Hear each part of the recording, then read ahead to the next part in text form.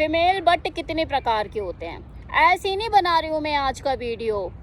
कल जो मैंने एक वीडियो अपलोड किया था जिसमें मैंने पीनस की वैरायटी के बारे में बात करी कि 7 तरह के पीनस होते हैं, शायद आपने वो वीडियो देखा हो। उसके बारे में जो मैं इन्फॉर्मेशन दे चुकी हूँ, उस पर किसी ने कमेंट करा मैम फीमेल बट के बारे में भी बताइए कि वो कितने प्रकार के होते हैं। तो आज उन्हीं की फरमाइश में ये वीडियो हाजिर है जिसमें मैं आपको बताने वाली हूँ कि फ़ीमेल के बट कितने प्रकार के होते हैं और कोई मेल उनके बट को देख के इतना अराउज क्यों हो जाता है और सेक्स के दौरान फ़ीमेल बट का क्या रोल होता है। तो बने रहिए इस वीडियो में क्योंकि आपके मतलब का वीडियो है, बहुत ही इन्फॉर्मेटिव और रोमांचक वीडियो होने वाला है।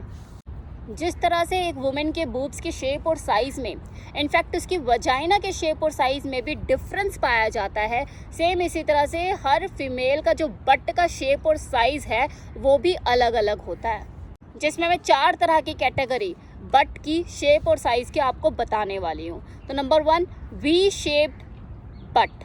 इस तरह के जो शेप के बट होते हैं ना, इसमें जो अपर एरिया होता है ना बट का, उसमें अच्छा खासा वॉल्यूम पाया जाता है फैट का, लेकिन नीचे की तरफ जो लोअर पार्ट होता है उसके बट का, वहाँ पे फैट कम होता है, जिसकी वजह से जो वी लाइन होती है वो क्रिएट हो जाती है उनके बट पे और इसी वजह से इसे वी शेप्ड बट कहा जाता है। लोअर बट एरिया में फैट रिड्यूस हो जाने के पीछे कई तरह के कारण जिम्मेवार हो सकते हैं। एक तो ये कि उसकी बॉडी में फैट की कमी है, दूसरा एक्सरसाइज करते हुए भी कई बार जो फैट होता है पर्टिकुलर किसी एरिया पे से कम हो जाता है, तीसरा हार्मोनल चेंजेस जो कि बढ़ती हुई उम्र के साथ किसी फीमेल के अंदर आते हैं, उसके वजह से भी ये जो वाला एरिया होता है ये श्रिंक होने लग जाता है और यहाँ पे जो फैट होता है उसकी कमी आ जाती है। तभी आपने देखा होगा कि ज़्यादातर 40 के बाद वो पैसे वाली फीमेल जिन्हें बढ़ती हुई उम्र का असर साफ दिखता है और उन्हें चीज़ें समझ में आती है, वो 2 पैसे खर्च करके अपना बट इम्प्लांट ही करा लेती है।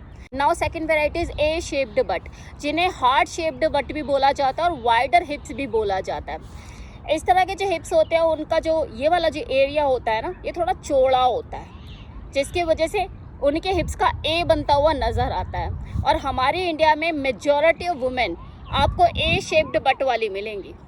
ऐसी महिलाओं के ऊपर जिनके ए शेप्ड बट होते हैं, यहाँ से थोड़ा वाइडर हिप्स होते हैं, उन पर बॉडीकॉन ड्रेस बहुत ही ज़्यादा सूट करता है, एकदम से शेप बनकर आती है। Now third shape is square but, जिन्हें फ्लैट बट भी कहा जाता है और ये बिल्कुल ऐसे दिखते हैं जैसे आप इस पिक्चर में देख रहे हैं। फ्लैट बट क्यों कहा जाता है? क्योंकि ना तो अपर बट पे कोई फैट का वॉल्यूम होता है, ना ही साइड से वाइडर होते हैं, बट का कोई कर्व नहीं बनता, बिल्कुल फ्लैट होते हैं और लोअर बट में भी फैट वॉल्यूम ना के बराबर होता है, जिसकी वजह से ये शेप में बिल्कुल स्क्वायर लगते हैं।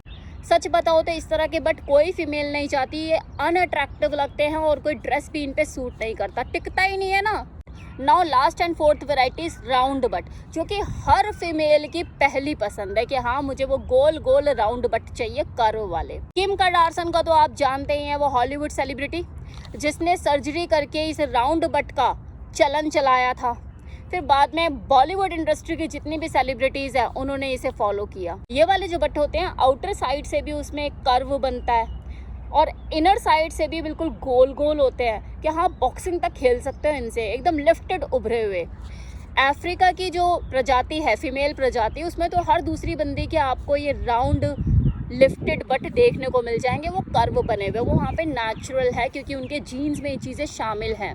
लेकिन अगर हम वर्ल्ड में किसी और कंट्री की बात करें तो इस तरह के बट पाने के लिए बहुत मेहनत लगती है, या तो आपको जिम तोड़ना पड़ता है, फैट कंज्यूम करना पड़ता है, अलग से आपको प्रोटीन शेक वगैरह लेने पड़ते हैं और फिर बाद में बट एक्सरसाइज करनी पड़ती है। अदरवाइज़ जो ये मेहनत नहीं कर पाते वो फिर जाके अपना सर्जरी करा के अपनी इस चाहत को पूरा करते हैं। बॉलीवुड में तो ऐसे सेलिब्रिटीज़ के एग्जाम्पल भरे पड़े हैं जिन्होंने अपने ऊपर एक्सपेरिमेंट किया और इस तरह के बट इम्प्लांट कराए हैं, जो कि मुझे आपको बोलने की भी ज़रूरत नहीं है, आप समझ गए होंगे, पिक्चर नाम सब दिमाग में आ गया होगा। सवाल उठता है कि आइडियल बट शेप किसे कहते हैं? तो देखिए, आइडियल बट शेप जैसी कोई चीज़ नहीं होती, सबकी अपनी प्रेफरेंसेस अलग अलग होती है। आपको ऐसे भी कितनी फीमेल देखने को मिल जाएगी जिनके जो हिप्स हैं यहाँ से चौड़े हैं और वो अनकंफर्टेबल फील करती है और लंबी लंबी टी शर्ट झोला जैसी पहन लेंगी अपने इस एरिया को ढकने के लिए।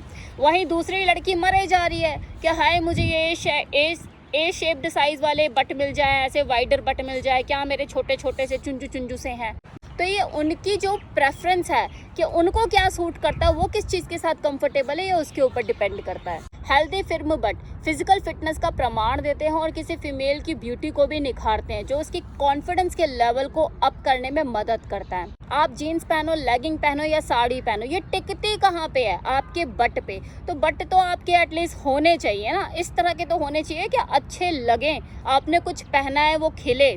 मैं ये नहीं कह रही आप आइडियल फिगर ले आओ नोरा फतेह वाली, वो नहीं कह रही मैं, लेकिन कम से कम आपकी बॉडी में आपके फिजिकल स्ट्रक्चर के हिसाब से इतना फैट, इतनी आइडियल बॉडी तो होनी चाहिए ना कि आप कुछ भी पहनो तो वो अच्छा लगे। लोगों को रिझाने या उनको दिखाने के लिए नहीं बोल रही, आपके खुद के लिए भी कि आपने कुछ पहना है, अच्छे लग रहे हो, अच्छे दिख रहे हो, वो सबसे पहले ज़रूरी है। आप चाहे कुछ भी पहनो, लेकिन आपकी बॉडी पर, आपके अंगों पर उसका टिकना बहुत ज़रूरी है, वरना आप में और लकड़ी में कोई फ़र्क नहीं रह जाएगा। और ये आपको डिसाइड करना है कि आपको लड़की जैसा दिखना है या लकड़ी जैसा दिखना है। अब अगर सेक्स के पॉइंट ऑफ व्यू से बात की जाए तो वह हेल्दी गोल मटोल बट जो होते हैं, वो भरे हुए उभरे हुए बट किसी भी मर्द की कमज़ोरी है। ऐसे बट वाइडर शेप में, गोल गोल राउंड राउंड, ये उसे टर्न ऑन होने में मदद करते हैं। फिर लड़की ने चाहे कपड़े पहने हैं या नहीं पहने हैं, कहीं ना कहीं वो अराउज हो ही जाता उन्हें देख के। इस तरह के फिर्म और हेल्दी बट जो होते हैं, वो किसी मेल को उसकी सेक्स के दौरान उसके अराउजल को तो बढ़ाते ही हैं, उसकी एक्साइटमेंट को भी बढ़ाते हैं, साथ ही साथ वो उसकी होल्डिंग कैपेसिटी को भी बढ़ाते हैं, क्योंकि डिफरेंट पोजीशन में उसे होल्ड करने में मदद मिलती है। आप डॉगी पोजीशन को ही ले लो ना, उसमें जो पूरा होल्ड जो होता है वो उन्हें पकड़ के, वो गुल्लक जैसे बट जो उसे दिख रहे होते हैं, उसी गुल्लक को पकड़ के वो इन आउट कर रहा होता है। उसे एक्साइटमेंट बढ़ रही होती है देख देख के, वो नज़ारा क्या गुल्लक दिख रही है, दोनों तरह के मज़े ले रहा होता है, इधर से भी उधर से भी। अब अगर साइंटिफिक वे में भी अगर मैं बात करूँ तो जो वाइडर हिप्स वाली जो फीमेल होती है, जो चौड़े हिप्स होते हैं, थोड़े उभरे हुए होते हैं, रिसर्चर्स का ऐसा मानना है इस तरह की जो बट साइज़ की जो फीमेल होती हैं, उनकी जो प्रसव क्रिया होती है वो भी बहुत अच्छे से होती है, उनका प्रेगनेंसी टाइम बहुत अच्छे से निकलता है, क्योंकि बच्चे का जो पूरा भार होता है वो उसके हिप्स पर होता है, तो वो अच्छे से कैरी कर सकती है अपने बच्चों का। खुद भी देखा होगा कि 9वें महीने तक आते आते जो फीमेल होती है उसकी जो कमर होती है बिल्कुल अंदर घुस जाती है, और उसका जो बच्चा होता है वो नीचे की तरफ, मतलब 5वें महीने के बाद तो नीचे की तरफ ही रहता है, लेकिन उसे टमी थोड़ी ना संभालता है, उसे ये हिप एरिया संभालता है उसका। तो हिप्स जितने मजबूत, जितने सुडौल और जितने थोड़े वाइडर होंगे, उतनी उनकी प्रेगनेंसी सक्सेसफुल होगी, और जो प्रसव क्रिया में मान लो नॉर्मल डिलीवरी है वो उतनी ही सक्सेसफुल हो पाएगी।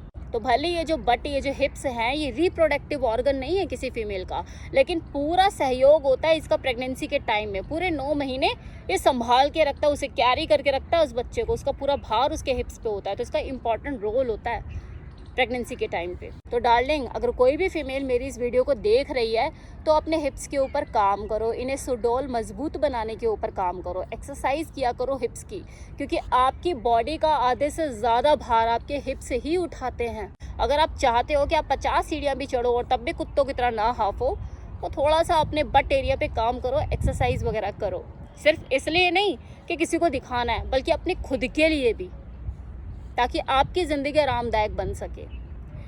चलिए, टेक केयर, बाय बाय। कैसा लगा वीडियो बताइएगा ज़रूर कमेंट सेक्शन में।